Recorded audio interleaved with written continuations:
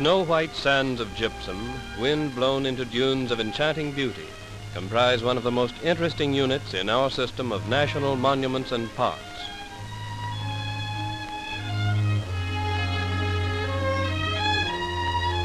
Among the newest of the national monuments, White Sands is located in southern New Mexico, about 12 miles southwest of the town of Alamogordo, less than 100 miles north of El Paso, Texas, and within easy reach of 5 national parks.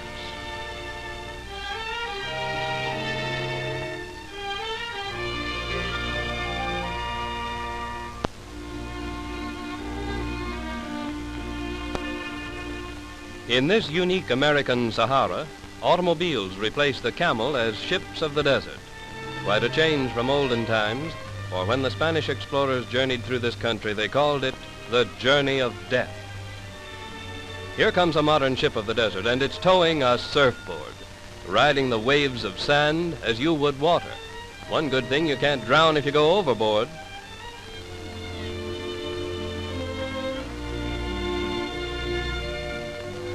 These dunes and their adjacent alkali flats comprise an area of 367 square miles, about 100 of which are in the monument area. The dunes are unique in that the sand is snow white. It's composed of nearly pure gypsum, calcium sulfate to the chemist, just plain plaster of Paris to most everyone else.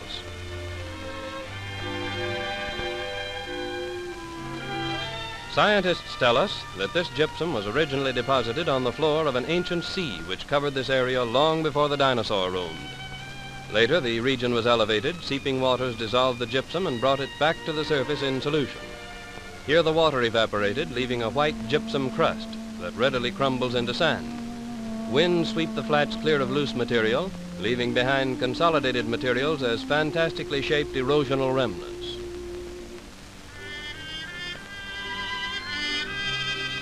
For a distance of about 1/4 of a mile, the pale gray-green desert plant life invades the domain of the conquering sands. Inside this line, the dune flanks are as destitute of vegetation as are the polar snows. But here on the borderline, we encounter strange woody plants of the desert and see the beauty of the yucca. This useful plant furnishes the Indians of the desert with many necessities: clothing, shoes, soap, twine, needle and thread, even food and medicine.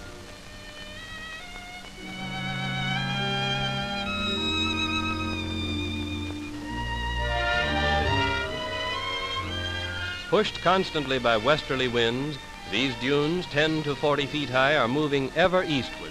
Some have already moved 18 miles. Toward the north and south, they merge into yellowish quartz sands, but here abreast the gypsum source, they sprawl like enormous piles of white sugar.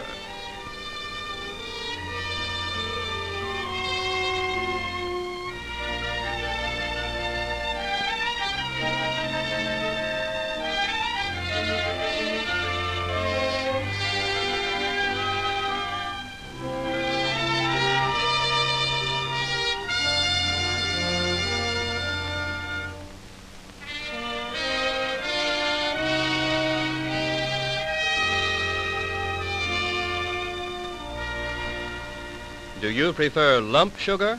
Well, the gypsum crystals found where the dunes begin are just about that size. Or perhaps the granulated is more to your liking. There's a good imitation on the windward slopes of the dunes. The finer particles have been sifted out by the wind and blown over the top.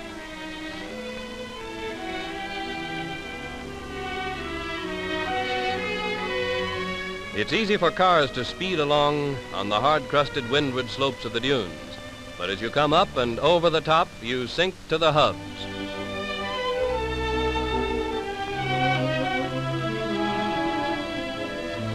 Excuse my dust, please. This is not an example of proper desert driving. It only demonstrates the fineness of the sand. Along the eastern edge of the dunes, the sand is so fine that when in motion we get the illusion of crystal clear water running over the surface.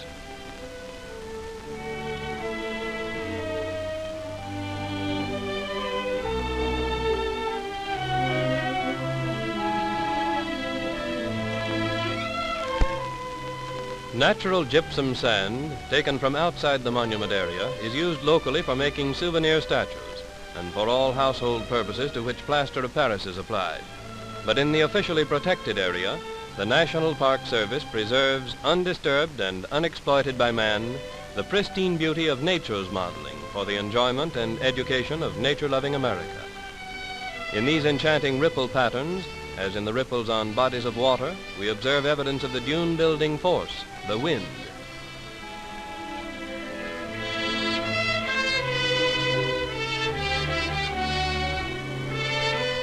This is a surprise. More ripples, but of a very different kind. Real fishing on a real lake right on the edge of the desert sands. And real fish are biting.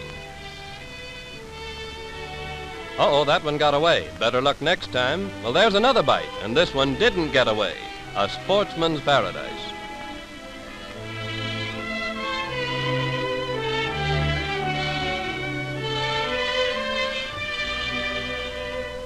This land of boldly painted and fantastic mirages is not yet done with its startling surprises. These girls, how much they seem to be out in the desert. Every step is confident and sure. They know just where they're going. Here's the surprise. They had better know, for every one of them is blind. They are students at the New Mexico State School for the Blind.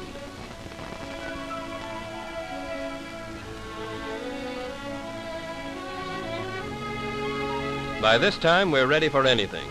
We've seen sand as fine and white as talcum powder that's marched with the wind for 18 miles uphill and down dale, that looks like running spring water as it moves ever eastward. We've seen nature's winnower, the wind, sift the fine grains from the course with uncanny thoroughness. We've seen surfboard riders breasting rippled waves of white sand 40 feet high, and have seen real fish pulled out of a desert lake. And now these girls, brave and real, not mere shadows on the sands. They, too, sense the desert glory that it is our great additional privilege to see.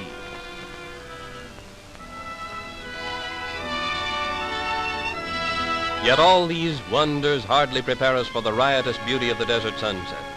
Beyond the purpling San Andres Mountains, the sun sinks in a blaze of red and golden flame. Evening clouds that wreathe the mountaintops are printed in breathtaking colors, far beyond the power of the artist's brush. In delicate pastel shades, the white sands mirror the staggering canvas of the evening sky.